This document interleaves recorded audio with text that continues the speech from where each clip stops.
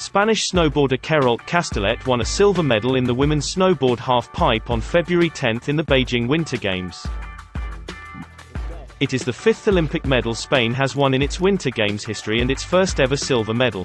Es el fruto de mucho trabajo, de mucho sacrificio, de luchas durante muchos años y al final pues es un trabajo constante para conseguir esa ronda que sabes que en este momento va a haber muchas circunstancias, ¿no? Que van a haber en este momento y lo único que cuenta es el momento de olímpico.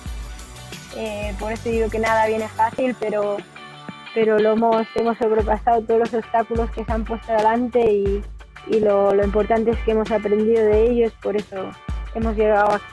La verdad que faltaba esta medalla olímpica, que hoy te la llevas, muy merecida, un buen reconocimiento a todo tu trabajo.